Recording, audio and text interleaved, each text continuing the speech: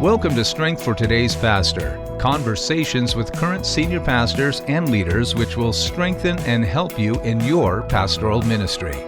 And now, here's your host, Bill Holdridge of Poiman Ministries.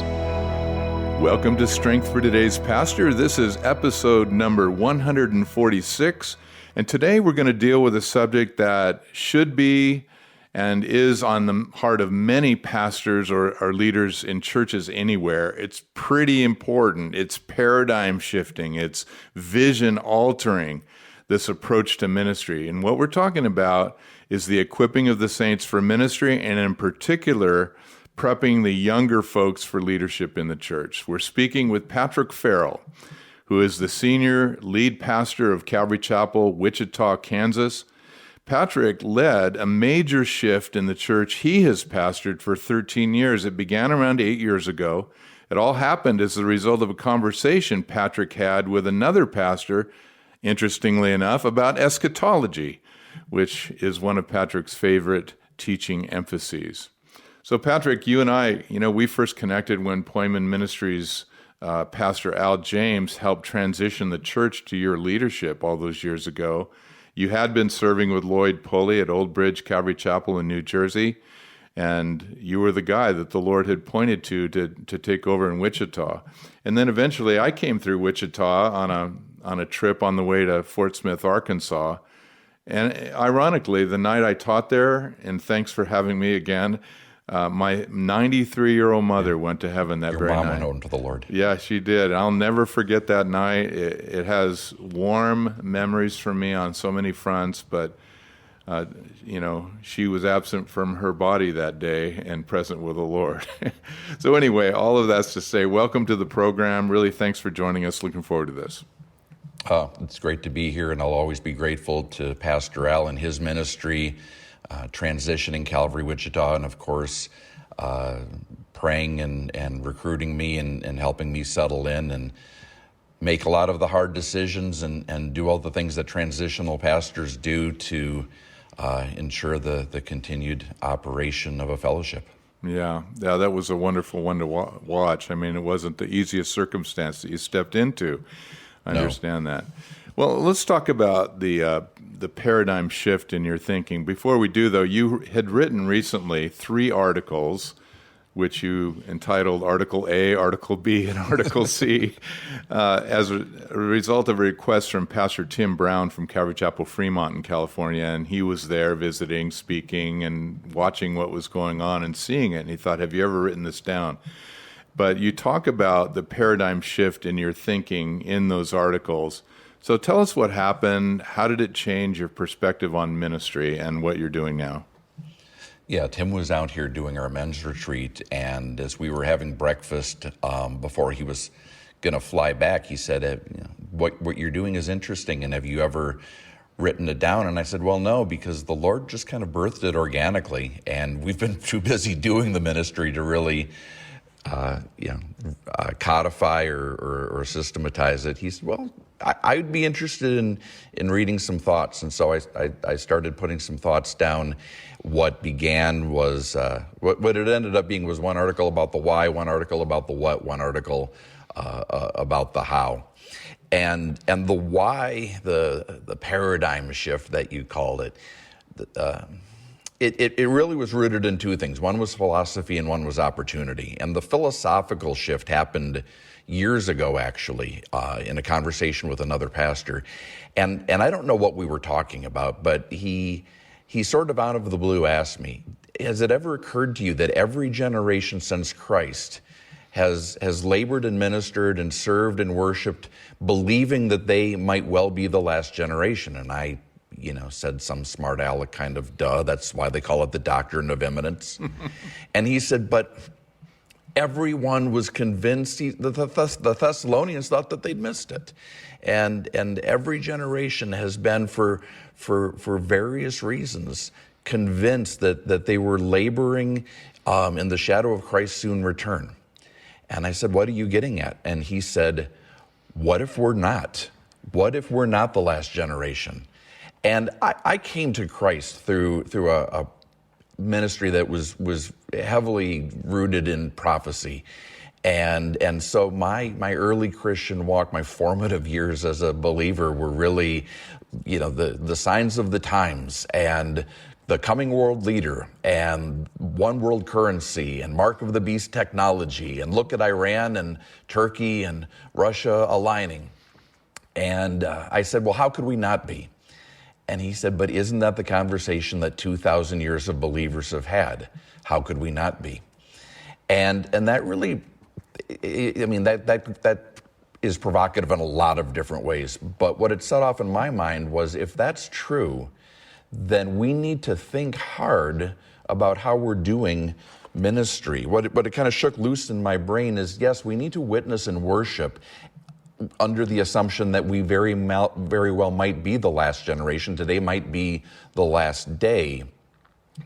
But we also have to be prepared for the possibility that we will be yet another generation that passes the baton to the next that awaits Christ's soon return. I share this with a pastor friend who had dabbled in professional baseball, and he said, well, that's what you do when you stand in the batter's box. You look fastball, but you have to be ready to adjust to the curve. Mm-hmm. And so that was a philosophical shift for me. Mm-hmm. Yeah, and it led you into a series of decisions that we'll talk about. But it's interesting that it came to you through prophecy, and we'll ask that question again too. So you wrote that before this shift in thinking, your writing says that you felt yourself doing ministry wrong. So what did you mean by that? What do you think you had been doing wrong? I don't know if I was doing it wrong so much as I was prioritizing wrong, because I'd been making disciples from my earliest days as a believer. I read what Jesus said, as you're going, make disciples. And so I was, and I'd always been burdened, especially for the 20-something generation. I grew up Catholic. I walked away from my Catholicism when I was 16 or 17, and I lost a decade to the enemy. And so the Lord told me early on as a believer that investing in that generation would be how he would restore the years that the locusts had eaten in my life. So it was always a very personal burden for me to be the person that I needed when I was younger, so to speak. But it was personal ministry. And even after I went on staff at Calvary Old Bridge, I had tremendous freedom even as an intern and then as a pastor. Lloyd basically said, do what's important. Pray and seek the Lord and do the things that the Lord shows you. But I didn't feel that I had the freedom, and this was completely self-imposed. This was my own trip. Discipleship seemed like personal ministry rather than 9-to-5 ministry, rather than at the church ministry. And I think it's because in the back of my mind, because of the way that I came to Christ, equipping the next generation, well, why? We are the last generation. So yeah, we're going to train the people in front of us to do the ministry that's right in front of us. But the ministry that's coming and those that will follow, I didn't assign it the right priority in my heart. That makes sense. And, we try to make an emphasis with Pointman Ministries that if Jesus doesn't come back relatively soon, someone else will eventually be pastoring your church. So why not pastor your church now with the thought that someone else is going to be pastoring your church? What do you want the church to look like? How are you going to pass this on? And those kinds of things. But that combines with the frustration and I think the fear that a lot of pastors have. They look around and they see a lot of gray hair and they don't see a lot of young people in their churches. And this is relatively common. And this isn't to say anything negative or disparaging at all. It's just the reality. We get older and we tend to reach a certain group of people in our churches, and our churches are getting older as a rule or as a tendency. And pastors don't know what to do. They are concerned about it. and I hear it in prayer meetings a lot, pray for the young people, Lord, bring them to us and whatever. But there are things that can help that happen, which is why I think this is important that we talk about. So what we just said about someone else possibly pastoring our churches, that's kind of what you're talking about. But I'm interested in your thoughts on that, Patrick. What are your thoughts? It's interesting. Years and years ago, I was asked to join a church board of a small Calvary that had gone through some churn, some turmoil, and there were three of us that were invited onto the board to bring some stability and right the ship, so to speak, the kind of thing you do on a regular basis. And as we were onboarding, so to speak, and getting to know that church and that culture, one of the questions that was asked at a board meeting was what's in place as far as succession planning. And the pastor laughed, and the brother who was asking the question said, "No, seriously." And I remember the board meeting clearly because the senior pastor there, and he'd been the senior pastor for many years, genuinely didn't understand the question. And so it was put to him again, if you go home to the Lord, if you get hit by a bus, if any of the ways that God can take us home, what happens next? And he laughed again, and he said, well, that will be your guys' problem. And we looked around the table, and we were sort of horrified. And another brother said, do you study before you teach a Sunday morning message? And, well, of course I do. And he was somebody that was well known for teaching from notes, as I do. And he said, well, of course I do. And he said, do you ask your worship team to rehearse before Sunday morning praise? And he said, oh, I just asked a worship leader to step down because he didn't rehearse enough. Okay, well, isn't it the same principle?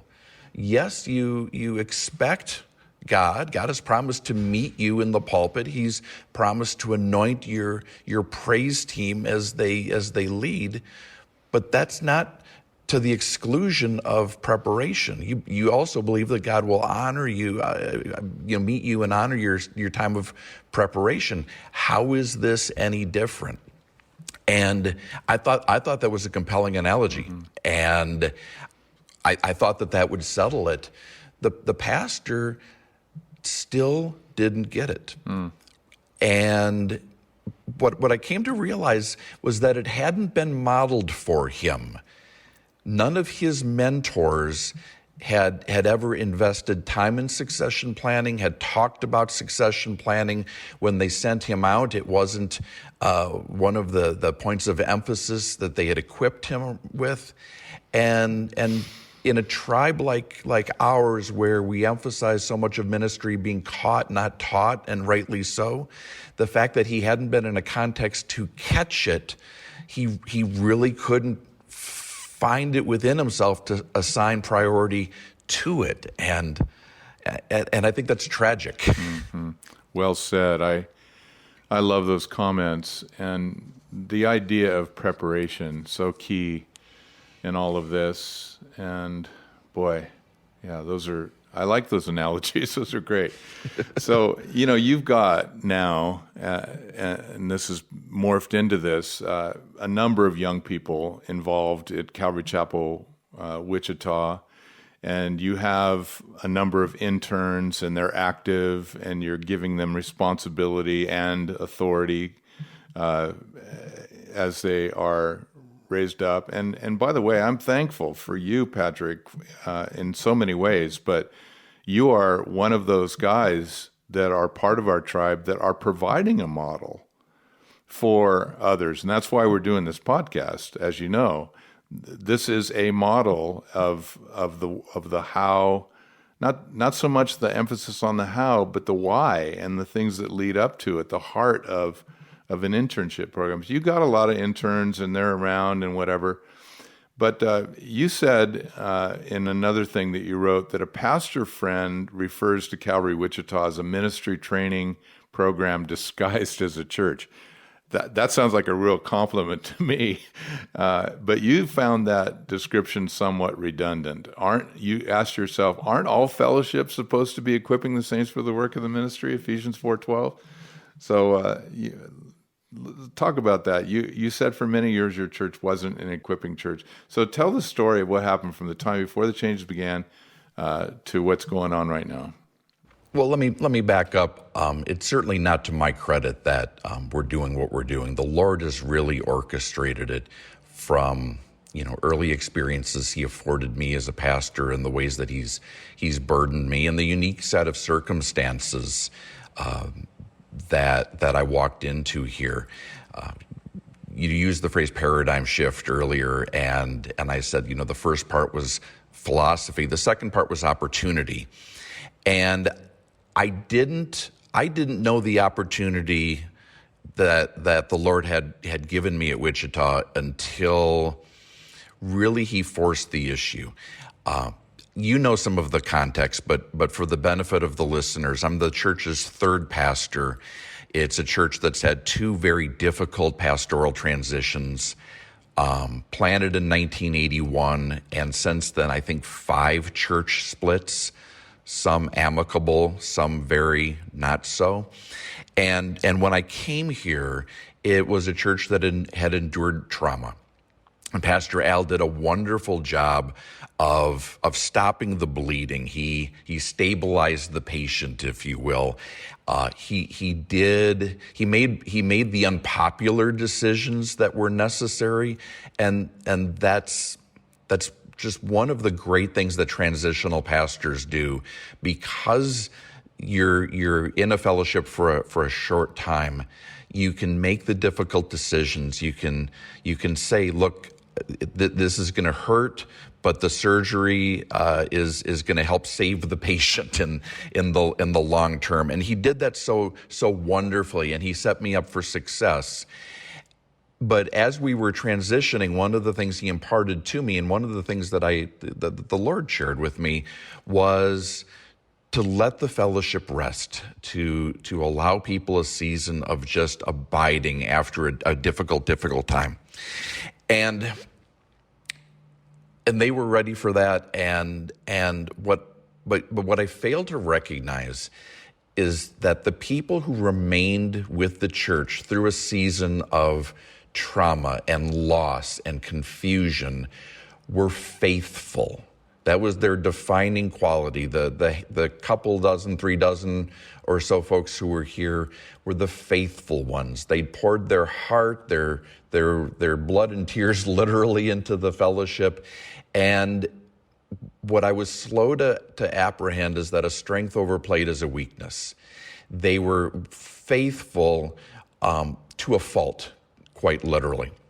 The other thing that I was slower than I should have been to recognize is that many of them had been trained up in a culture of humility. Humility in the sense of don't volunteer, don't raise your hand, don't offer to help, wait to be asked. Another strength overplayed, becoming a weakness. I was raised up under Pastor Lloyd in a culture of, here I am, Lord, use me.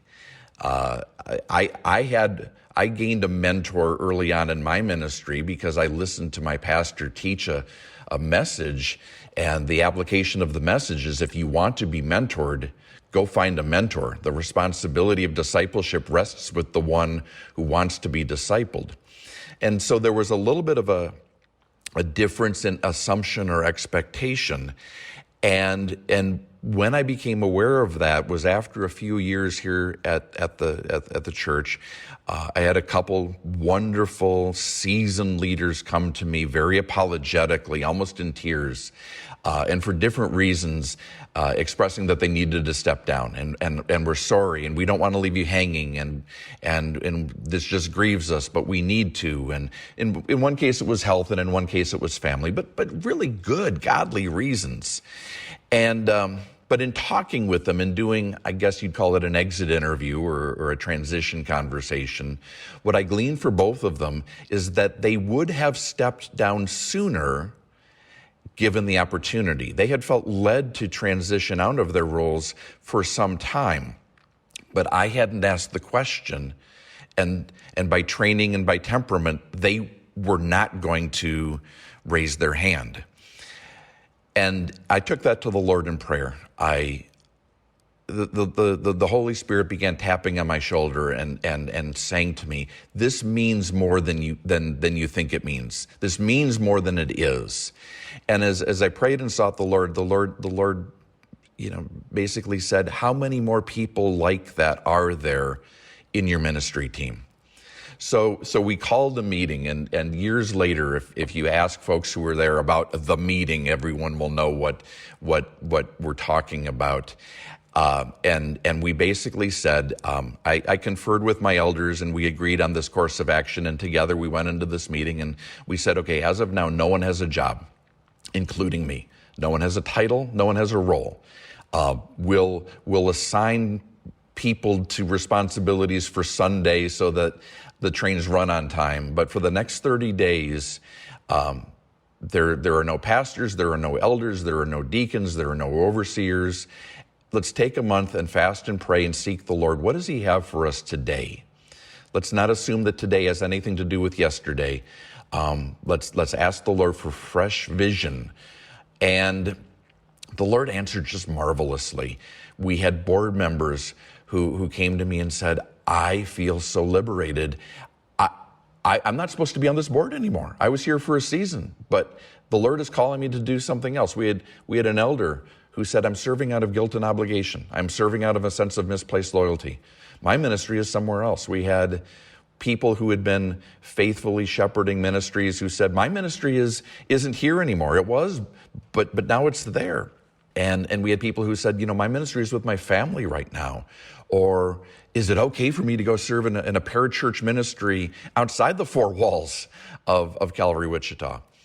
And so after that sort of series of transitions, we were left with some gaps. And that's when the opportunity, the second part of the transition came. And I wasn't looking for it and I wasn't planning for it, but the Lord just brought it. We had gaps. After all of the senior saints, the tenured workers had sought and prayed and said, hey, this is where I feel called, and counseled with other believers, and the Lord bore witness. We had opportunities. And at the same time, we had this group of young people who were eager to serve. They were standing on the sidelines saying, put me in, coach. And that birthed the second part of the shift, where we said, for our church to continue and prosper and serve the way that God is calling us to, these young people are going to need to play an active, vital, substantive role. And so we began to put them into leadership positions.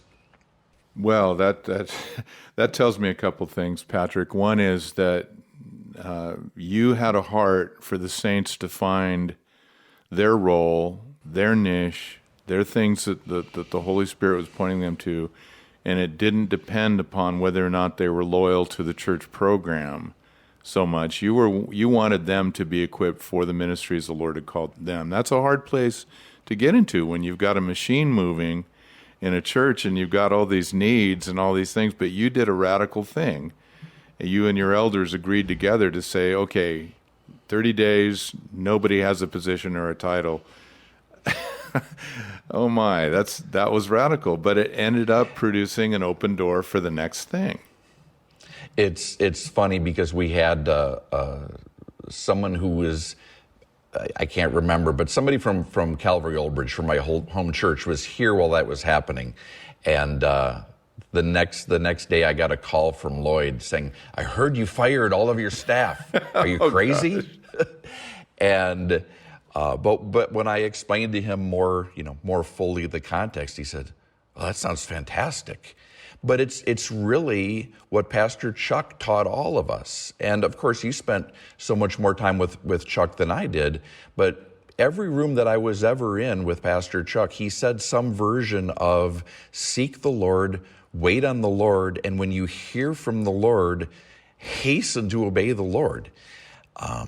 And so it really was not any, grand or glorious scheme or ambition or plan or program on our part. It was just a recognition, hey, what we've been doing is not working. And we can flail about, or we can just fast and pray and say, Lord, what do you have? And what he gave us, you mentioned the metaphor I was using earlier. The metaphor that he gave us for what we've been doing for the last 7 or 8 years is we're a teaching hospital. Mm-hmm.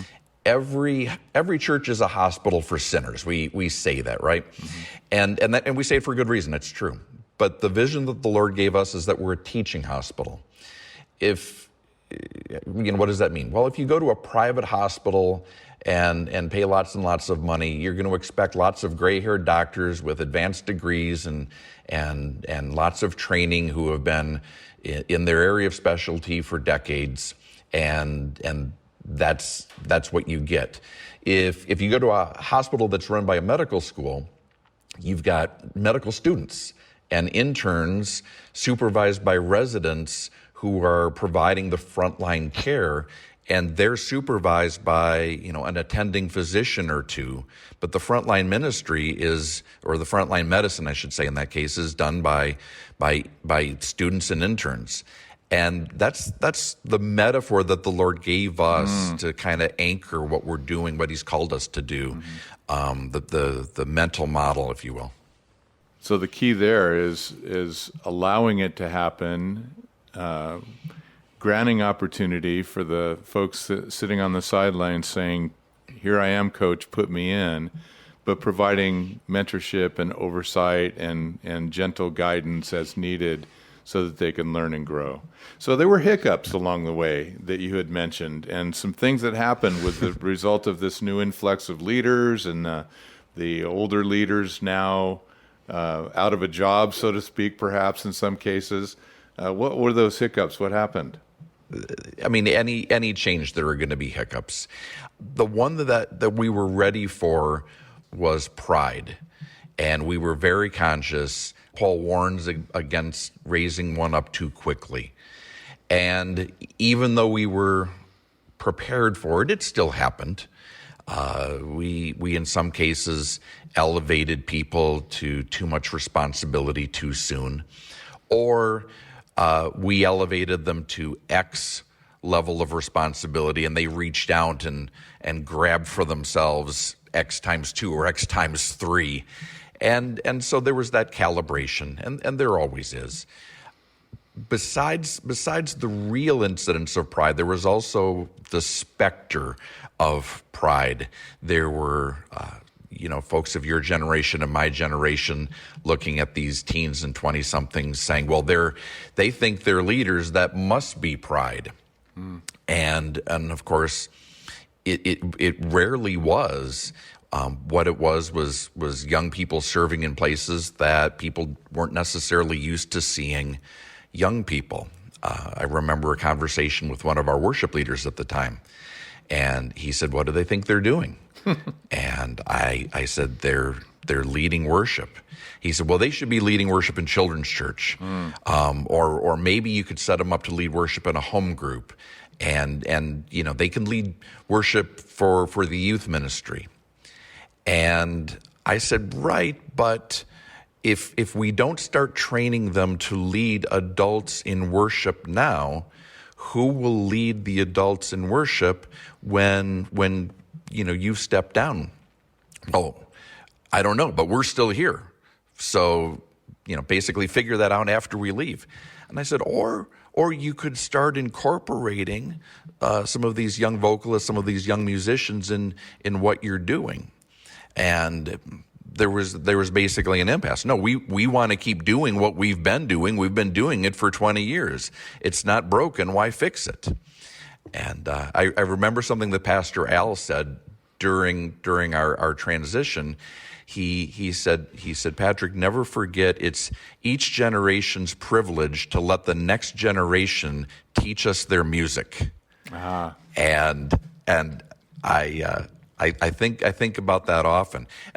Of course, that's just one ministry and one example, but there were some people. Well, young people are serving in positions of responsibility where we're not used to seeing them. That must be pride.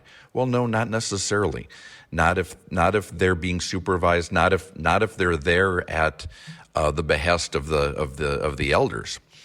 Other hiccups, just communication, and I thought I was over communicating. But the old adage, the best place to keep a secret is put it in the church bulletin. Or the other best place to keep a secret is to tell everyone in announcements. We can broadcast and communicate and over communicate something, but I underestimated people's ability to use the same word and attach different meanings to it. What do you mean by leader? What do you mean by overseer? What do you and so there were some things that needed to be sorted out as far as what did this vision practically mean? And of course, churches, like any organizations, have inertia, and in some cases people would hear the words, but deep down they would be convinced, okay, this is flavor of the month, but at the end of it, we're just going to keep doing what we've been doing as long as we've been doing what we're doing, because that's how we do what we do. And so those kinds of things, the predictable things mostly. Mm-hmm. And mostly the way you ask, how did we get through it? Lots and lots of conversations, and one-on-one conversations. You can only share vision from the pulpit so much and so many times. At the end of the day, all ministry is retail, right? Mm. And in shifting our philosophy of ministry, that really needed to be a lot of retail, incarnational, hey, let's go get coffee, let's talk about your concerns, let's talk about what this means to you, and let's hash it out. So you did a couple of things here that I just want to comment on and just say I just love it. One is when pride occurred, real pride occurred, you called it what it was, and you dealt with it relationally with the person that was in that. That's epic. And then the next thing is where assumed pride was being talked about, you quantified it and you defined it so that real pride could be defined, so everybody understood that these young people aren't necessarily proud. They might have godly ambition, actually. Have you thought of that? Yeah.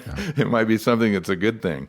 So they've stepped up. So I just think that's awesome, and the way it's worked out. So how has it been working out? You've got a team of interns now that are doing, as you said, the bulk of the ministry. The day-to-day leadership of the fellowship is actually largely in the hands of the interns.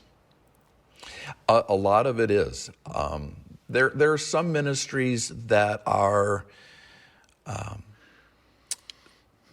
not necessarily by design, but just by the way things have played out. Our men's ministry is led by a few older brothers, and the men's ministry at our church is largely older brothers. We've got a seniors ministry that's obviously led by seniors. My wife leads the women's ministry. A lot of the counseling is done by older folks in the church. Our facilities ministry, that's really a split, and that's a neat place where we see the older teaching the younger, and passing on knowledge and know-how. But children's church, nursery, youth ministry, outreach, worship, pastoral care in the sense of visitation, those things are largely in the hands of 20-something interns, in some cases teenage interns. We just had our vacation Bible school last week. First time we've done it in several years. COVID and a variety of other reasons. And as I sat back and watched, it was really everything that we've been trying to get to, because all of the leadership across the board were teens and 20-somethings. But in almost every case, we had 25% of our church, 35% of our church serving at Vacation Bible School. And it was younger folks who were doing the coordinating, who were doing the teaching, leading the worship, organizing, and so forth. But almost every one of them had one or two older brothers or sisters in the Lord alongside, being great servants because they'd been leaders. They knew what does a teacher need? I'm going to be your assistant, and I'm going to anticipate your needs. Hey, what does a worship leader need? I'm going to set the stage, and I'm going to run sound for you, and I'm going to serve you in that capacity. So as I sat back, it was really the kind of a coalescence of a lot of what we've been envisioning and praying and working toward. That reminds me of a conversation with a pastor years ago who was getting older as I was, and he referred to the situation with the Levites. You know, they could serve, but when they were 50, they were to be taken out of the duty so that they could actually train the next generation. And he saw himself as being that. You know, that's what his older years were going to be. And that's an honorable role. I mean, my goodness, what a great role to have that kind of influence. It's a difficult transition. People who write about leadership talk about the most difficult transition we make in our careers being when we go from doing things, being an individual contributor, to getting things done through people and supervising others. And it's very much that same kind of transition, setting aside the pleasure, the gratification of ministry well done for the gratification of watching someone else pick up the ball and run with it. It's it's not always pretty. It's not always smooth. One of the things that we've come to realize, it's not unlike a sports team. And any given season, sports teams are gearing up for the championship, or they're hoping to make the playoffs, or, oh gosh, this is a rebuilding year.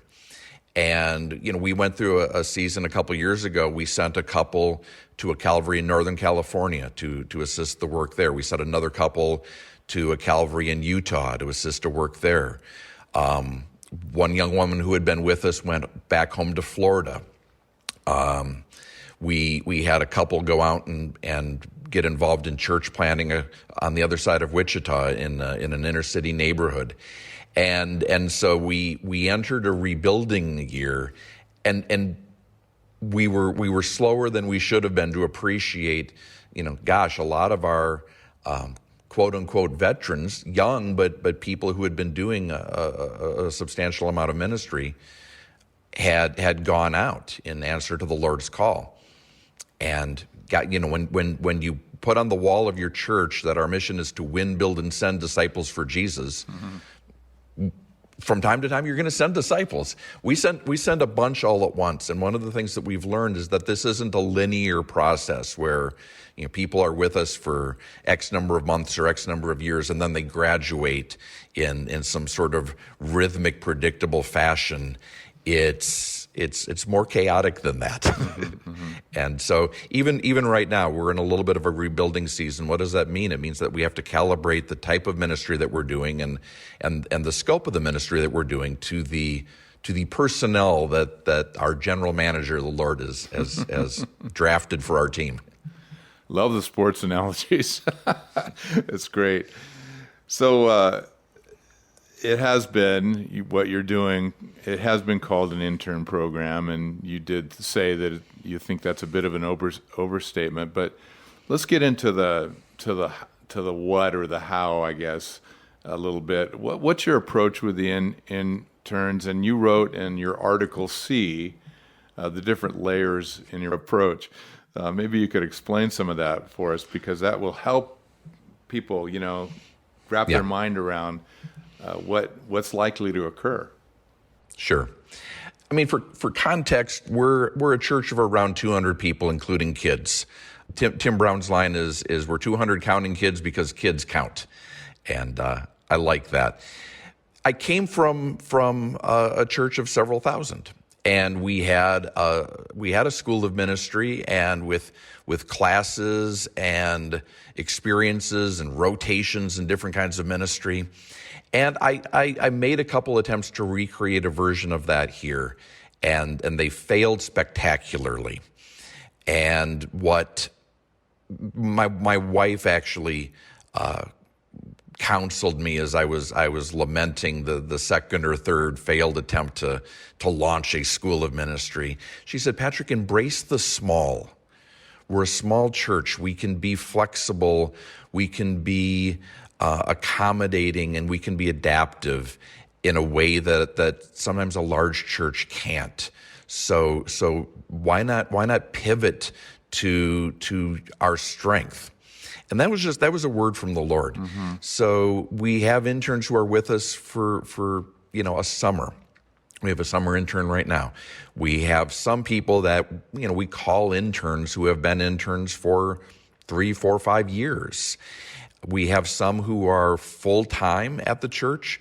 We have some that are out in the world, serving in their different vocations, and that's their mission field. But they're also substantially involved and very intentionally leaning in and being equipped and growing in their gifting and in their ministry as well. One of the, Tim had said, "Hey, jot down some thoughts that you have," and I kind of did it as a top 10 list for whatever reason. Mm-hmm. And he said, "How do you recruit?" I said, "Well, we don't really." One of my youth pastors along the way had a vision for discipling young people and equipping young people and getting them substantially involved. And so when the Lord opened the door for us to pivot hard to intern-led ministry, we had people who had grown up serving in the church as middle schoolers, as high schoolers, and they were the ones saying, "Hey, put us in, coach." And that really has propagated, I think is the right word. We don't recruit for the most part. Occasionally, a pastor friend will call up and say, "Hey, can I send you somebody?" Hey, that's great. But a lot of times it's young people from our church who go to Bible college and meet people and they share the vision of what's happening here. So starting with youth has been key for us. Explaining the vision. One of the first things that I try to impart to people who are visiting, who are praying about whether we're their church, they've moved to the area, or people who get saved and they're getting plugged in, is, hey, you have to understand what we're doing here, because it might be different than their previous church context or their assumptions about church. Count the cost is something that we remind people of regularly. As a fellowship, we're paying to mentor these interns, and in some cases it's through tithes and offerings. We're giving them a stipend, but everyone is paying in the sense that if a young intern is filling in for me, that might not be the most polished message people have ever heard. If we're putting a new musician on the stage, they might hit some wrong chords. Collectively, we're paying the price and the return on investment is the next generation is going to be equipped and seasoned and strengthened for ministry. But we remind people of that regularly so that we're excited about it, so that we don't feel burdened by it, but blessed by the fact that we get to do this. And that goes into rejoicing in imperfection. We have a close relationship with a parachurch ministry in the area that's a residential facility for boys and young men who are sort of between the foster care system and the judicial system. And it's boys and young men who have been through hard things. And the folks from our fellowship and the folks that serve there remind us, hey, it's not the velocity, it's the trajectory. The change might not be rapid. In some cases, it might not be be dramatic, but look for small improvements and celebrate the incremental progress. And we try to reinforce that here as well. Hey, you can nitpick the brother who filled in for me on a Wednesday night, but think about when he filled in 6 months ago, and think about how much more comfortable he was and how much more unction he had, and let's celebrate the progress together. Talking to my older brothers and sisters in the fellowship, we remind each other it is hard to give ministry away, and it's a challenge, because for a lot of us, we're tempted to find our identity in ministry. I am what I teach. I am who I counsel. I am who I mentor. But if my identity is truly in Christ, then my ministry is just a stewardship. But that's the sort of thing that bears reminding and reinforcing. Embrace differences. That goes into embracing the small, recognizing that not every intern is cut from the same cloth. We don't have the same expectations for all of them, and that's okay. Some people get hung up on consistency. Another sports metaphor, Phil Jackson was the most successful basketball coach in the 90s, and when asked what the secret to his success was, he said, you can't coach Michael Jordan the same way that you coach Scottie Pippen, the same way that you coach Steve Kerr, the same way that you coach, these other players. To treat everybody equally, you have to treat them differently. And so we really try to remind people how important that is. Pursue breadth and depth. It's tempting when you see somebody's conspicuous gifting to put them in the corresponding ministry. It's also tempting in a tribe like ours that does emphasize humility. Hey, let's put you someplace that you're going to hate, so that you learn what it is to serve the Lord and submit to leadership. We try to do both, and we try to do neither. We try to give people an opportunity to serve in their gifting, because God has gifted them, and God didn't gift them to withhold opportunities for them to use their gifting.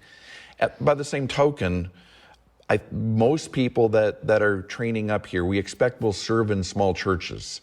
And so we want them to have a well-rounded perspective of what goes on in a church and where can you contribute that might be outside of your most conspicuous gifting. One of the best things that Lloyd ever did for me is, as a young pastoral intern, he put me over missions. I didn't know the first thing from missions. I said to him, we've got like 40 ministries at the church. I know more about 39 of them than I know about missions. I know more about women's ministry than I know about missions. And he said, good, because I want you to learn to serve from a place of dependency. And so I'd been a teacher my whole adult life. I didn't get to teach, I think, for my first year on staff. But by the time that the Lord opened the door to teach small groups or from the pulpit or whatever, I had learned the difference between teaching in skill and technique and teaching in the Spirit, which was really important. So we try to balance that. We try to be intentional about community. If we're not careful, we can ghettoize our congregation, and seniors spend time with seniors, and young people spend time with young people. And inadvertently, I drove us there for a while. As we put so much emphasis on equipping young people, I wasn't spending enough time with the rest of the body. And everybody needs leadership, and everybody wants to spend time with their pastor and with their elders. And I was also in emphasizing my own ministry to the younger folks. I was not capitalizing on the opportunity that a whole generation of people in the church had with their gifting and their knowledge and their experience to impart to these folks. So we've been a lot more intentional about cross-generational ministry and partnering and equipping. Building in the basics, this is what we all know is that ministry can become idolatry. And if we don't really consistently bring people back to their devotional life, their private worship, their prayer time, it's easy for ministry to eclipse those things. Mm-hmm. And we're giving young people an opportunity to get excited about serving, and that's great. But my excitement for serving the Lord should never eclipse my excitement for the Lord and my relationship with Him. So we come back to that again and again. To my brother pastors and to the other elders of the church, we've learned the hard way that if you get into ministry like this, you have to be ready for heartbreak. We can't tell wheat from tares until they're fully grown, and I tell everyone going into youth ministry, just be ready, because youth ministry will break your heart, and this isn't that different. People that you pour into and invest in will make unfortunate decisions, and that's just what it is. That's not a reason to not equip and invest in young people, but it's a reason to go in eyes open. And I think the other point I made was debrief absolutely everything. As we've been very, I keep using the word intentional, but as we've been very intentional, planful around creating opportunities for ministry to be caught as well as taught, for people to learn by doing. There's an old Chinese proverb: what I hear, I forget; what I see, I remember; what I do, I understand. And we're letting people learn by doing, but they don't always learn from what they don't always see the lessons that to you and I would be intuitive. You run an event, or you have a Sunday morning service, or you watch a ministry. And with our mature eyes, our seasoned eyes, well, okay, the lesson learned is obvious. Everybody sees it. Good? Great. See you next week. No, we have to slow down and have the conversation. What did everybody see?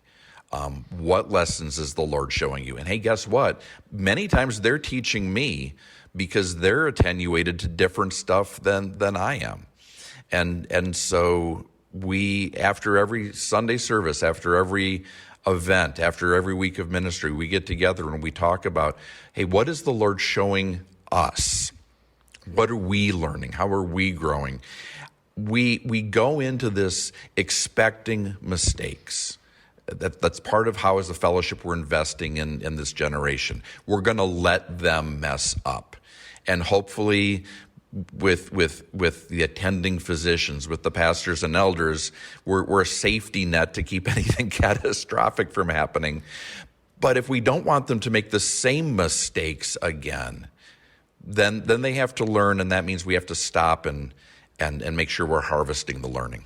Well, wow, what a great flyover on all those points. So start with the youth, explain the vision, count the cost, rejoice in imperfection, recognize the challenge, embrace differences, pursue both breadth and depth, be intentional about community, build in the basics, prepare for heartbreak, debrief everything. And those last 2 points, Patrick, I think were worth the price of admission, but it was all good.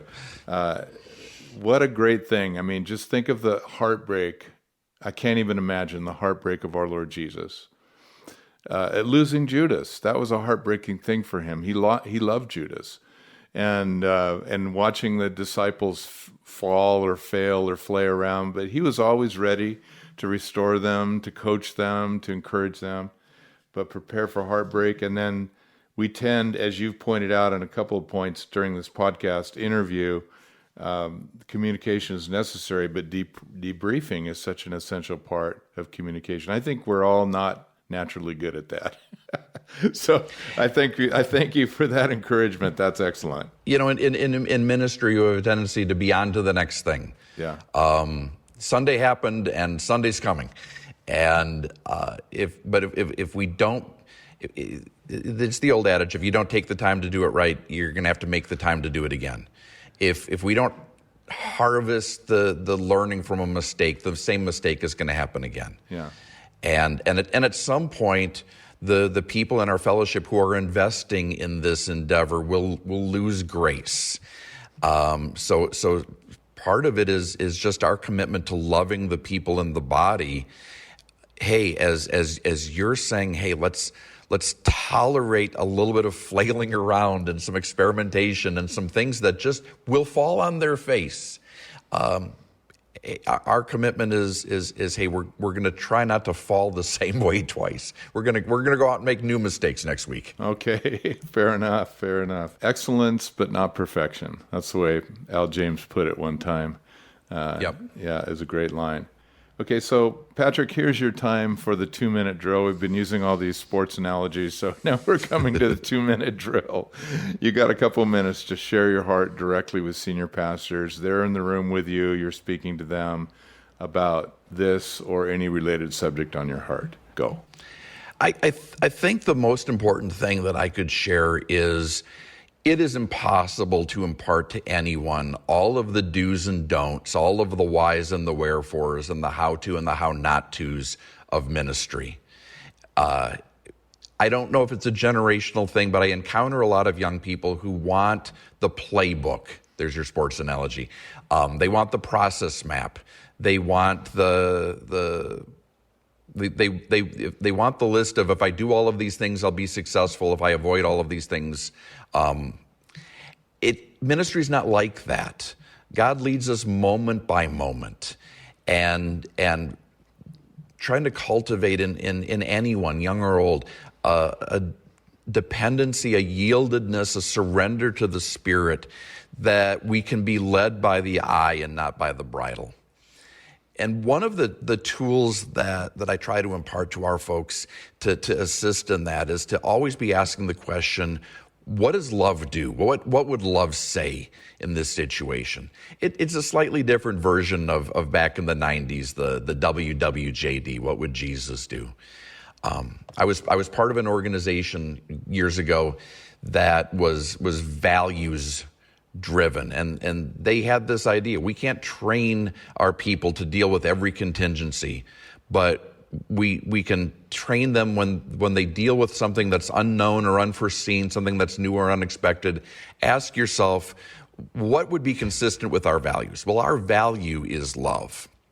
And so asking folks, hey, when you encounter a person, a situation, an opportunity, what does love do? And be circumspect with that. You know, we had VBS last week. And so the question, do we do our midweek service or do we preempt our midweek service for VBS? Well, what's loving to the congregation? What's loving to the servants?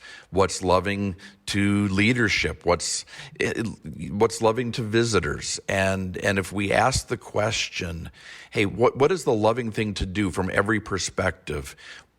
We're probably going to be asking, what does God have for us here? And it's a way to catalyze that discussion. It's a way to catalyze prayer, and that's been so important for us.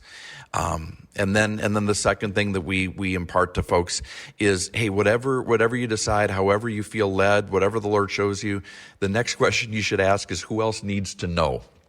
Who do I need to tell what the Lord is revealing to me, or what the Lord is allowing to happen around me? Part of that in our context is the safety net, to make sure that folks in leadership are cued in, but really for everybody. What is the Lord doing? So often in the New Testament and the Gospels, when Jesus would move, when Jesus would heal, when Jesus would speak, the next thing that happens is, hey, we're going to go tell people. And we try to do that, not only taking the message of the gospel out to the world, but within our fellowship. Hey, what's God doing? Let's tell each other about that, and let's rejoice in it. Well said. Thank you for that word of encouragement, Patrick. You know, I want to thank you for joining us on this episode. I always learn something when I'm talking to you, and I love these pithy quotes that you have, and just the insight and the way the Lord is teaching you, and just the teachability. It's all just a wonderful thing. And thank you for joining us on this episode. It's a blessing to be here. I would not be where I am if it were not for Appointment Ministries. and we'll always be grateful for your labors as well. Okay, well, you are very welcome, and it's a blessing. So we're going to make these show notes available, of course, and in those show notes, we're going to include articles A, B, and C from what Pastor Patrick Farrell has written and what we talked about today. Also, we are going to be offering a follow-up Zoom call with Patrick that will allow for questions to be asked, and then Patrick having the time to give answers on this pretty important vision-altering, paradigm-shifting approach to ministry.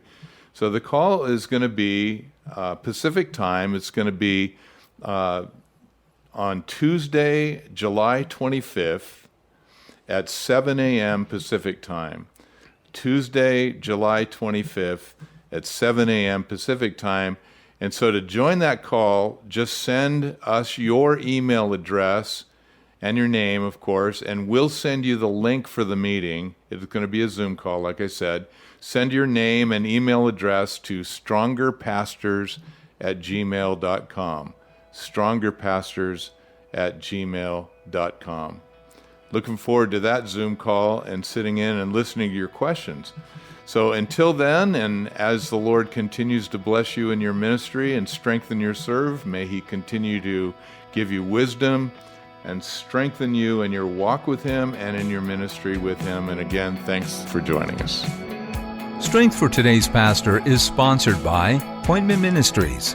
You can find us at appointmentministries.com. That's spelled Poimen ministries.com. If something in today's program prompts a question or comment, or if you have a topic idea for a future episode, just shoot us an email at strongerpastors@gmail.com. That's strongerpastors@gmail.com. May the Lord bless you as you serve Him, His pastors, and His church.